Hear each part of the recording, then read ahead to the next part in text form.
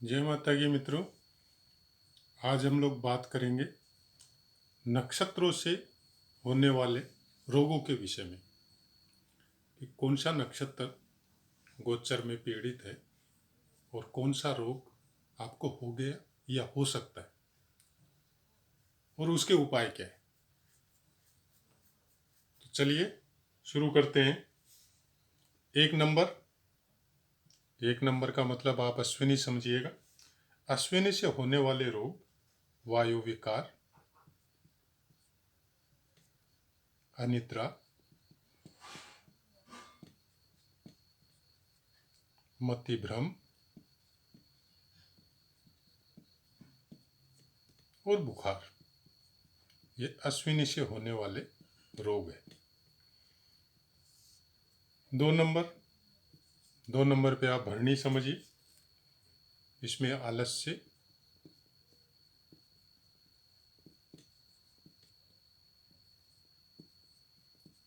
तीव्र ज्वर मतलब टेम्परेचर जिनका बहुत ज़्यादा हाई, और शरीर में कंपन। शरीर में कंपन मतलब तीव्र ज्वर होगा तो ऑटोमेटिक शरीर में कंपन, पल्पिकेशन, ये सब हो गई आपको। 3 नंबर कृतिका, नेत्र पीड़ा,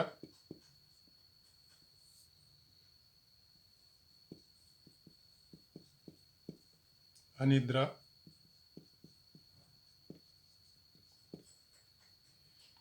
जलन, पेट में या शरीर में जलन या घुटने का दर्द,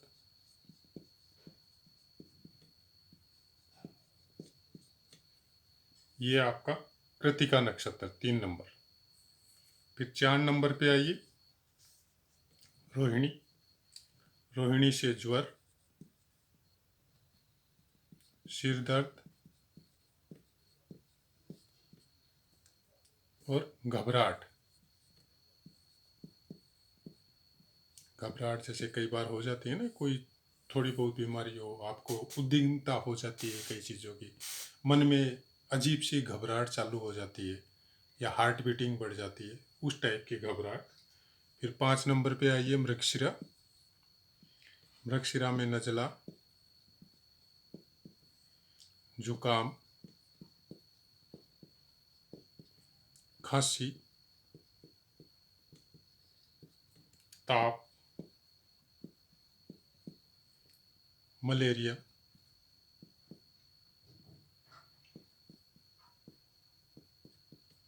या जल भय,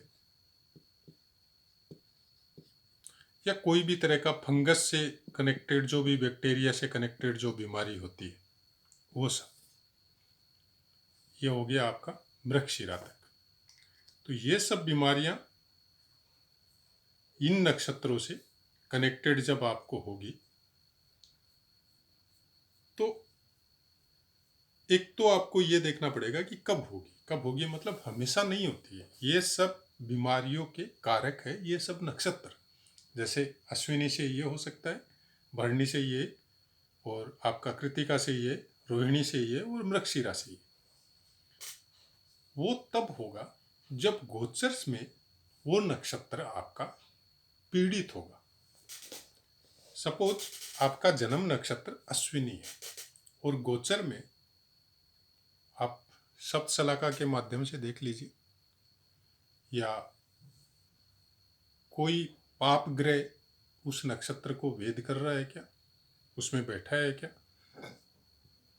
पाप ग्रह जब भी जन्म नक्षत्र में बैठता है तो आपका वो नक्षत्र पीड़ित होता है, उससे कनेक्टेड बीमारी आपको हो सकती है। या आपका लगन नक्षत्र कोई दूसरा है, उसमें कोई पाप ग्रह बैठ गया तो उससे कनेक्टेड वो बीमारी हो सकती है। आपको इस तरह से इस चीज़ को समझना पड़ेगा। मेरे पास इस बोर्ड में समय का, स्थान का थोड़ा कमी है, तो आप अगर नोट करना चाहे तो इसको नोट कर सकते हैं, क्योंकि मैं इसको मिटा रहा हूँ। 5 नंबर तक मैंने अभी बताया आपको, और 6 नंबर का अभी मैं लिख देता हूँ आपको इसमें, क्योंकि मैं नहीं चाहता कि 4-4, 5-5 नक्षत्रों का लिख के और इस वीडियो को बढ़ा दूं और कई बातें करके, वैसा मैं नहीं चाहता। मैं चाहता हूँ जितने शॉर्ट समय में जो संपूर्ण जानकारी है आपको, एक्चुअल जो चीज़ है, जिस चीज़ के लिए हम लोग वीडियो सुन रहे हैं या मैं वीडियो बना रहा हूँ, वही चीज़ें आप तक पहुँचे, बिना मतलब की कोई कहानी वगैरह। ये सब तो आप गूगल में या बहुत से यूट्यूब चैनल में सुन के भी पता कर सकते हैं। हम लोग खाली जिस पॉइंट के लिए बातें कर रहे हैं वही पॉइंट के लिए हम लोग वीडियो सुने, हम लोगों का समय व्यर्थ नहीं हो, उसी के बारे में बातें करें तो ज़्यादा अच्छा होगा। 6 नंबर, 5 तक बता दिया। 6 नंबर, 6 नंबर पे आता है आपका आद्रा। आद्रा में ज्वर, नज़ला, अनिद्रा या आधा शिशी जिसको आप बोलते हैं ना, हम लोग एक साइड में माथा दर्द करने लगता है, आँख एक साइड का एकदम बंद जैसा हो जाता है, या किसी को अंधा शिशी का रोग हो जाता है कि भाई आँख से रात में जैसे दिखाई नहीं देता है, वैसा कुछ। 7 नंबर पुनर्वसु, इसमें बुखार या ज्वर, सिर और कमर दर्द। 8 नंबर पुष्य नक्षत्र, इसमें आपको तीव्र ज्वर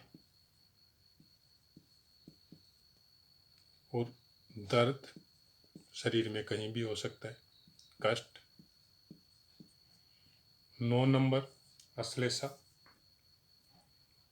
बहुत से रोग एक साथ हो जाए, जैसे आपका सर्दी भी हो गया, उसके साथ खांसी भी हो गया, ज्वर भी हो गया, फिर कमर दर्द भी हो गया, फिर पेट में भी कोई दर्द हो गया, बीपी भी हाई हो गया, एक साथ कई कई रोग जब बन जाए और सब जगह पीड़ा या दर्द पूरे शरीर में। और विष, कोई भी तरह का विष, कोई भी तरह का विष को आप ऐसे समझिए कि जैसे फूड पॉइजन या कोई विषैले जंतु ने काट दिया। तो विष से कनेक्टेड जितनी भी बीमारी है, चाहे आप मौसमी बीमारी समझ लो कि आपको मच्छर ने काट दिया, या आप कोई खाने पीने में आपका कोई मौसम चेंज हो रहा है, उस समय जानवर वगैरह घूमते रहते हैं, तो कोई छोटा मोटा कोई जानवर आपके खाने में पड़ गया और वो बॉयल भी हो गया और उसको आपने खा भी लिया, तो उससे कनेक्टेड कोई विष आपके शरीर में फैल गया या फूड पॉइजनिंग हो गई, ऐसा कुछ हो सकता है। 10 नंबर मघा नक्षत्र, इसमें भी आंधा शीशी टाइप का ही बताया गया है और दर्द। फिर आप आइए 11 नंबर। 11 नंबर में आपका है पूर्वा फाल्गुनी, तो इसमें बुखार, खांसी, नज़ला या पसली का चलना आप कभी सुना होगा, तो खासकर औरतों में ये ज़्यादा होता है। मतलब जैसे आप यहाँ पे हार्ट के नीचे जो हम लोगों की पसली वगैरह होती है, वो मतलब इधर से उधर होनी चालू हो जाती, कभी ऊपर कभी नीचे, इस टाइप से। ये एक कुछ टाइम बाउंडिंग रोग होता है, हमेशा नहीं रहता है ये, तो ऐसा कुछ हो सकता है। 12 नंबर उत्तरा फाल्गुनी, इसमें 12 नंबर में बुखार, सिर दर्द, वायु विकार जितने भी होते हैं और पित्त का पीड़ा, ऐसा कुछ 12 नंबर मतलब उत्तरा फाल्गुनी में। फिर 13 नंबर पे आइए हस्त, इसमें पेट दर्द, पैरों में दर्द और पसीना ज़्यादा आता है,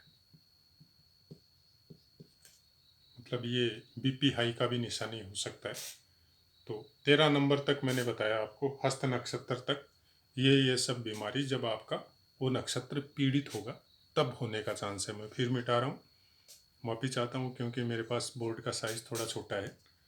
तो आप दोबारा सुन के अगर नोट करना चाहें तो नोट कर सकते हैं, या मैं बार बार बोलता हूँ कि आप अच्छी बुक भी अपने पास मंगा के रखिए कि इसको अगर डीपली अध्ययन करना है नक्षत्रों का आपको, तो आप सुनिए भी और अच्छी कोई बुक भी मंगा के अपने पास रखिए।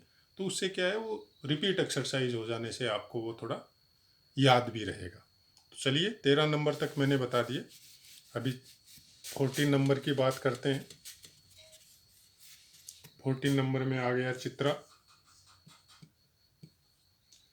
इसमें अनेक रोग, जैसे बीच में एक नक्षत्र का मैंने बताया था ना आपको, अनेक रोग मतलब शरीर के में कई रोग एक साथ जिसका होता है, उसकी वजह से मतलब बहुत सा चीज का रोग एक साथ हो गया, बीपी हो गया, शुगर हो गया, या आपका मतलब सर्दी जुकाम बुखार हो गया, ये सब अनेक रोग 14 नंबर नक्षत्र जब चित्रा पीड़ित होता है, तो चित्रा मतलब चित्र विचित्र आप ऐसे भी समझ सकते हैं। तो अनेक तरह के रोग आपको इसमें देखने को मिल सकते हैं। फिर 15 नंबर स्वाति। स्वाति में हुई वायु, वायु प्रकोप, पेट में प्रॉब्लम और टांगों में कोई दर्द, ऐसा कुछ हो सकता है। 16 नंबर विशाखा। विशाखा में पूरे शरीर में दर्द बताया है, पूरे शरीर में दर्द या फोड़ा फुंसी। फिर 17 नंबर अनुराधा। अनुराधा में तेज बुखार और सिर दर्द। फिर 18 नंबर पे आइए ज्येष्ठा। ज्येष्ठा में पित्त प्रकोप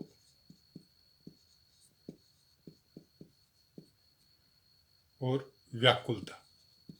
व्याकुलता, या आप इसको ऐसे भी समझ सकते हैं घबराहट, मतलब अजीब सा कुछ तरह का किसी के लिए व्याकुल होना या चित्त प्रसन्न नहीं होना, वैसा कुछ।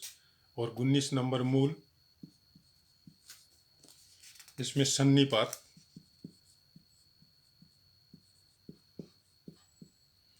उदर दर्द, पेट दर्द मतलब, और बीपी लो, ये सब हो सकता है। फिर 20 नंबर पूर्वाषाढ़ा।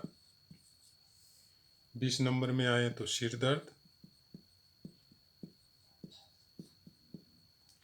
और शरीर में पीड़ा या कंपन, ऐसा कुछ 20 नंबर पूर्वाषाढ़ा में हो सकता है। फिर 21 नंबर उत्तराषाढ़ा। इसमें कमर के और जांघों के बीच में मतलब कटी पीड़ा, खासकर औरतों में ज़्यादा देखा गया है। गठिया। गठिया रोग तो आपने सुना होगा ही। और जैसे बहुत ज़्यादा विक्षोभ जिसको बोलते हैं ना, मन में बहुत ज़्यादा तकलीफ या व्याकुलता, वैसा कुछ भी बताया है यहाँ पे। तो ये सब 21 नंबर तक, जैसे मैंने ये सब रोग आपका, ये सब नक्षत्र जब पीड़ित होंगे तो ऐसा कुछ रोग आपका हो सकता है। 21 नंबर उत्तराषाढ़ा तक मैंने बता दिया। अभी आगे मैं इसको मिटा रहा हूँ, आगे बढ़ते हैं उसके बाद में, क्योंकि ज़्यादा समय मैं आपका लेना नहीं चाहता। इसी एक वीडियो में इस सब नक्षत्रों का रोग बताने से आपको भी थोड़ा अच्छा लगेगा। 22 नंबर अतिसार, ज्वर और अनेक पीड़ा, शरीर में कोई भी तरह की कई टाइप की पीड़ा। फिर 23 नंबर में देखिए धनिष्ठा। रक्तातिसार मतलब रक्त स्राव जिसको बोल सकते हैं आप, और ज्वर। फिर 24 नंबर पे आइए शतभिषा 24 नंबर पे जैसे शतभिषा, इसमें भी सन्निपात, वात प्रकोप और ज्वर। एक तो सन्निपात का मतलब आप ऐसे समझ लीजिए कि बैठे बैठे जैसे कई बार हम लोग बैठते हैं तब भी होता है ना कि पैर वगैरह एकदम सुन्न हो जाते हैं, वैसे ही शरीर के बाकी हिस्से जैसे सन्निपात, तो उसी टाइप से हो सकते हैं, जैसे बैठे बैठे या कोई और वजह से वहाँ से वो चीज़, मतलब शरीर का वो हिस्सा कुछ समय के लिए काम करना बंद कर देता है। तो इसको जनरली हम लोग नसों का प्रॉब्लम बोलते हैं।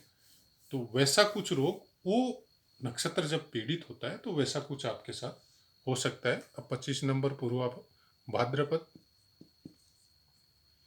इसमें वमन या उल्टी और चित्त की व्याकुलता। 26 नंबर उत्तरा भाद्रपद, इसमें भी अतिसार बताया और पीलिया, जिसको तो आप लोग सब जानते ही हैं। फिर 27 नंबर रेवती, पैरों में पीड़ा,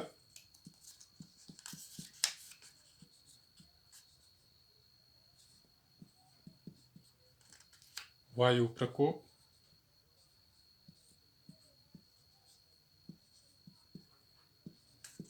मति भ्रम। ये सब नक्षत्रों के मैंने रोग आपको बताए। अब एक तो ये चीज आपको ध्यान में रखनी है कि ये रोग कब हो सकते हैं। एक तो आपका जन्म नक्षत्र हो और उस समय गोचर में कोई पाप ग्रह की वजह से वो आपका पीड़ित हो गया हो। इनमें से जो रोग है वो जन्म नक्षत्र से ही ज़्यादा देखे जाते हैं कि गोचर में जन्म नक्षत्र में कोई अगर खराब ग्रह बैठ गया हो, या वहाँ पे कोई सप्त शलाका के माध्यम से वेद वगैरह हो रहा हो कोई पाप ग्रह की वजह से या नक्षत्र की वजह से। जैसे गोचर में कोई नक्षत्र आ रहा है और उसकी वजह से आपका जन्म नक्षत्र पीड़ित हो गया वेद की वजह से, वो सप्त शलाका से आप पता कर सकते हैं, उसका पाठ मैंने पहले बताया हुआ है। तो ये सब रोग आपको उस नक्षत्र से कनेक्टेड हो सकते हैं। या फिर जन्म लगन नक्षत्र जो अलग होता है आपका। जन्म नक्षत्र तो एक चीज हो गया जहाँ पे चंद्रमा बैठा रहता है, चंद्र राशि के हिसाब से जन्म नक्षत्र होता है।